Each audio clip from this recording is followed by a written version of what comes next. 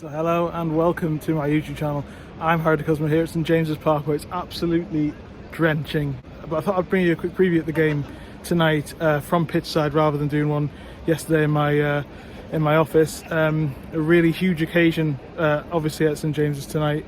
Different one, I feel like, to the PSG one. I think, I've seen a lot of people sort of saying that we were favourites against PSG on Twitter when I sort of put out a tweet earlier, but for me, Newcastle weren't favourites against PSG, in the wider sort of context of European football. Whereas tonight, I think that result, the way that the atmosphere and everything, the way that the club was driven that night, has sort of changed a lot of perceptions. I think Newcastle come into this one as favourites. I think, but I think that brings different kind of pressure. I think the atmosphere will be electric. There's lots of war flags, things around me for a great display tonight. But I think the sort of sense I get is that there was an organic nature about the atmosphere against PSG. I think there's got to be a little bit more of a conscious thought about it today.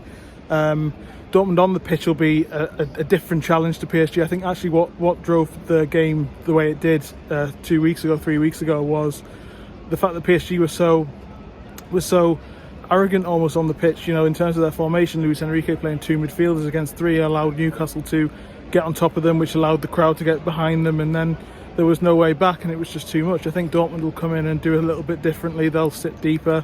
They'll have seen what happened that night, and they'll try and stifle the midfield. They'll be happy to stem the tide a lot more generally before sort of hitting on the counter-attack through pace of Karim Adeyemi, Julian Brandt, Daniel Marlin. There's lots of quality, and then obviously Gio Reyna in midfield.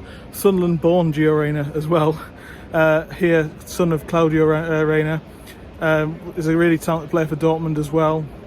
So I think generally Newcastle come into this game in a great place. Obviously, having beaten Crystal Palace here 4-0 at the weekend, seems to be a little difference in the way that the atmosphere is built here. I think that might just be me, but I just feel like there's different challenges to come from this game. A little bit of a sense that Newcastle might need to step it up a bit if they're to get a victory. But a victory does put them in a really great position. That's the other thing to say. I think a victory in this game, puts them on 7 points for 3 games unbeaten, 2 of those home games won, going into that double header against Dortmund again and PSG in November. I think a victory here would be absolutely huge.